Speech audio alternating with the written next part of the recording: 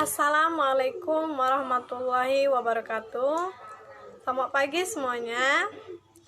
Pertama-tama mari kita panjatkan puja dan puji syukur kehadiran Allah Subhanahu wa taala, yang mana atas berkah dan karunia-Nya kita masih diberikan kesehatan dan kesempatan sehingga kita masih bisa melakukan kegiatan belajar mengajar secara daring di pagi hari ini. Adapun topik yang akan kami bahas ialah mengenai media pembelajaran PKN SD. Perkenalkan, nama saya Hera Putri Rizky dan ada anggota saya, ada Seti Mardaleta Putri, Akbar Andreansa, Anjeli Rindianti, Sesti Sulistia Mandaresta, Berta Yolanda, Resmiwati, dan Priska Lia Putri.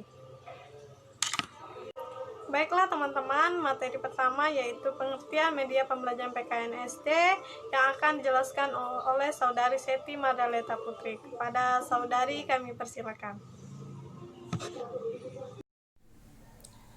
Assalamualaikum warahmatullahi wabarakatuh.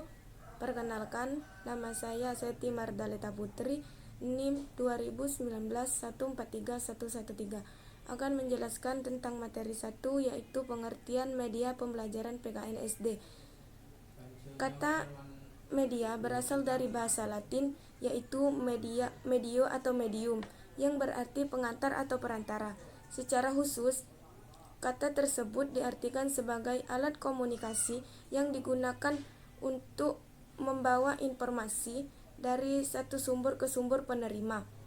Dikaitkan dengan pembelajaran, kata media adalah alat komunikasi yang digunakan untuk proses belajar yang membawa informasi dari pengajar ke peserta didik. Mungkin itu saja yang dapat saya sampaikan. Wassalamualaikum warahmatullahi wabarakatuh. Terima kasih kepada Saudari Seti Mardaleta Putri. Baiklah teman-teman, selanjutnya yaitu materi kedua tentang kedudukan media pembelajaran PKN SD yang akan disampaikan oleh Saudara Akbar Andriansa. Kepada Saudara Akbar Andriansa kami persilakan. Baiklah, perkenalkan nama saya Akbar Andriansah, NIM 2019143116. Di sini saya akan menyampaikan materi kedudukan media pembelajaran PKN SD. Media pembelajaran kedudukannya yaitu meliputi alat bantu guru dalam mengajar serta sarana pembawa pesan dari sumber belajar ke penerima pesan belajar. Sebagai penyaji dan penyalur pesan, media belajar dalam hal tertentu bisa mewakili guru, menyajikan informasi belajar kepada siswa jika program itu media itu didesain dan dikembangkan secara baik. Fungsi itu akan dapat diperankan oleh media meskipun tanpa keberadaan guru. Jika guru memanfaatkan berbagai media pembelajaran secara baik, guru dapat berbagi peran dengan media. Peran guru akan lebih mengarah sebagai peran dengan media manajer pembelajaran dan bertanggung jawab, menciptakan kondisi sedemikian rupa agar siswa dapat belajar. Untuk itu, guru lebih berfungsi sebagai penasehat, pembimbing, motivator, dan fasilitator dalam kegiatan belajar mengajar. Terima kasih kepada Saudara Akbar Andriansa yang telah menjelaskan kedudukan media pembelajaran PKN SD. Selanjutnya yaitu tujuan media pembelajaran PKN SD yang akan disampaikan oleh Saudari Anjeli Rindianti. Kepada Saudari Anjeli kami persilakan. Terima kasih kepada moderator. Assalamualaikum warahmatullahi wabarakatuh. Nama saya Anjeli Rindianti, NIM 2019143119. Saya akan menyampaikan materi 3, yaitu tentang tujuan media pembelajaran PKN di SD. Ada beberapa hal tujuan media pembelajaran PKN di SD, yaitu sebagai berikut. 1. Memberikan kemudahan kepada peserta didik untuk lebih memahami konsep, prinsip, dan keterampilan tertentu dengan menggunakan media yang paling tepat menurut sifat bahan ajar. 2. Memberikan pengalaman belajar yang berbeda dan bervariasi sehingga lebih merangsang minat dan motivasi peserta didik untuk belajar.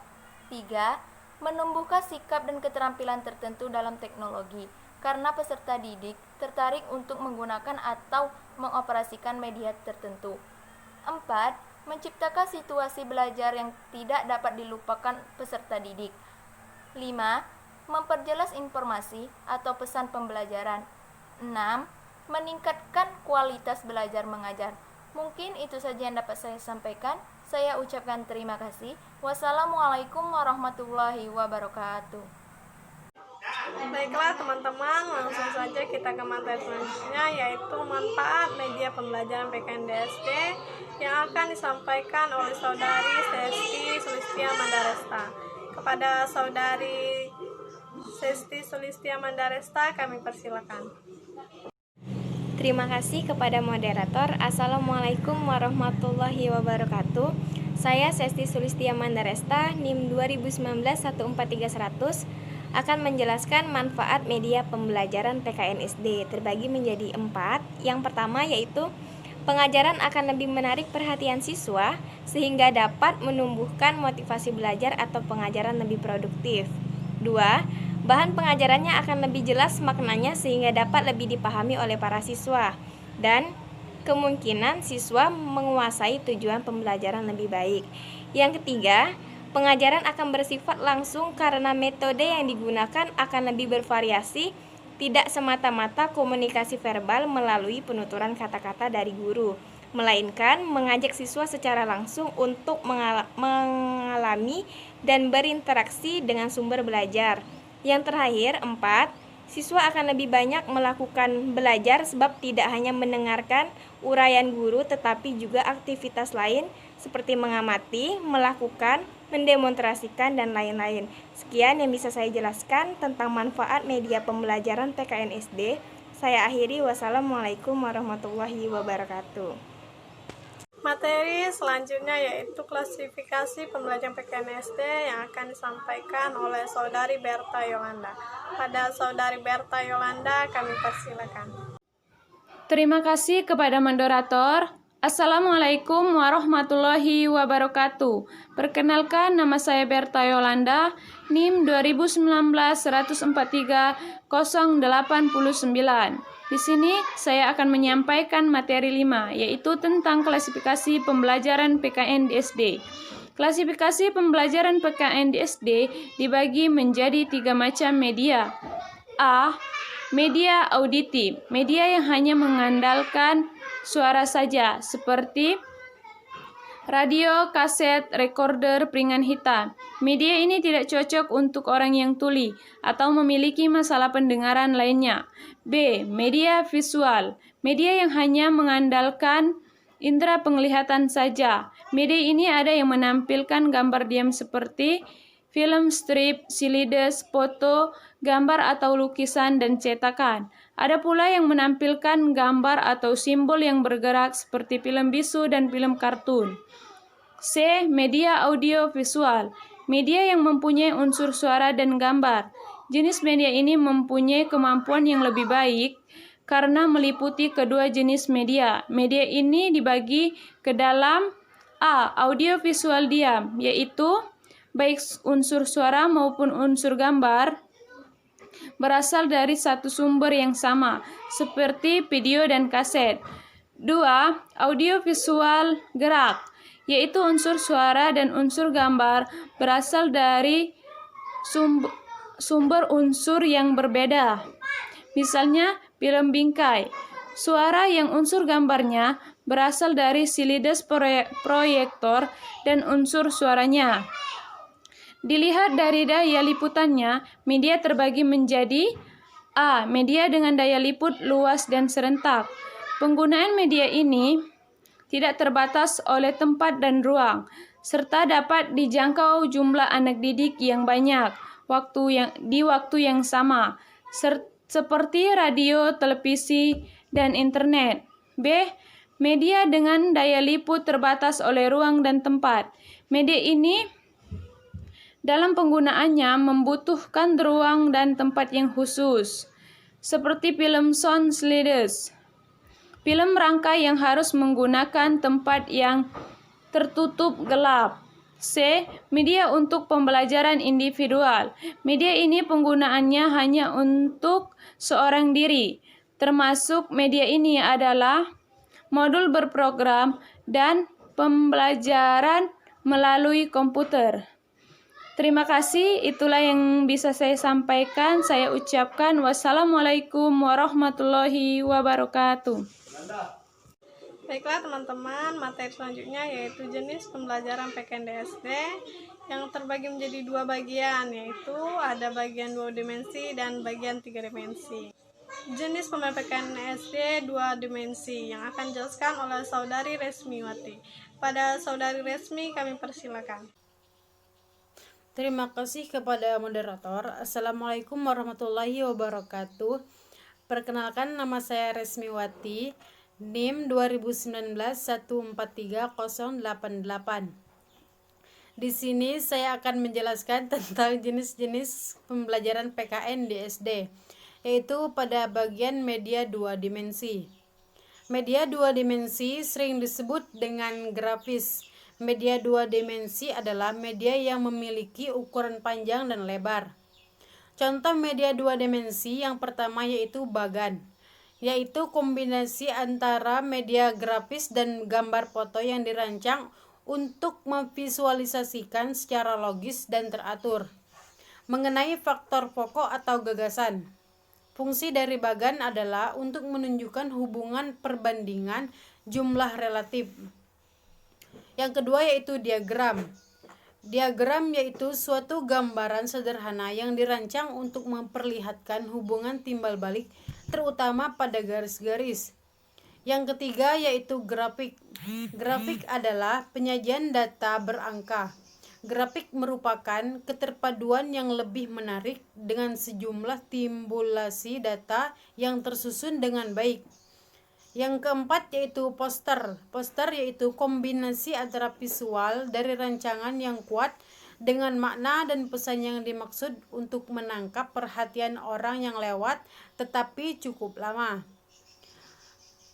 Yang kelima yaitu kartun. Kartun adalah penggambaran dalam bentuk lukisan atau karikatur tentang orang, gagasan, atau situasi yang didesain untuk mempengaruhi opini masyarakat.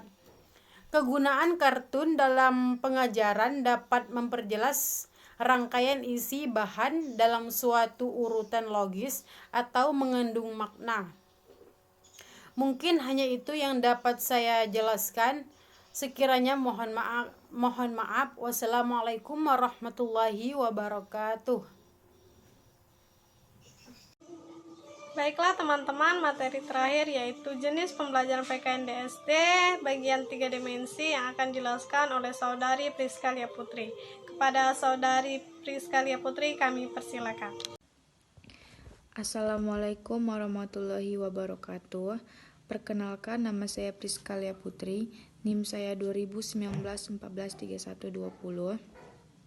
Di sini saya akan menjelaskan tentang media 3 dimensi, yaitu media yang mempunyai panjang, lebar, dan isi.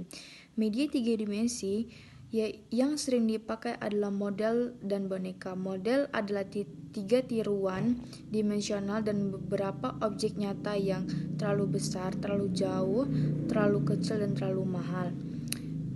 1. Jenis model dan penggunaannya. Model padat yaitu memperlihatkan bagian permukaan luar daripada objek dan seringkali membuang bagian-bagian yang membingungkan gagasan utama dari bentuk, warna, dan susunannya. Yang kedua, model penampang, yaitu memperlihatkan bagaimana sebuah objek itu tampak apabila bagian permukaannya diangkat untuk mengetahui susunan bagian di dalamnya. Yang ketiga, model kerja, yaitu tiruan dari objek yang memperlihatkan bagian luar dari objek asli, gunanya memperjelas dan memberikan materi kepada siswa. Yang kedua, jenis boneka dan penggunaannya. Contohnya boneka tangan dan wayang yang dapat digunakan agar siswa menjadi tertarik untuk belajar. Dan ketiga, media proyeksi. Media proyeksi adalah media yang dinyatakan seperti slide film trip. Baiklah teman-teman, demikian presentasi dari kami kelompok 3. Saya Herap Rizky selaku moderator. Mohon maaf jika ada kesalahan. Kepada Tuhan kami mohon ampun. Wabillahi taufik wal hidayah. Wassalamualaikum warahmatullahi wabarakatuh.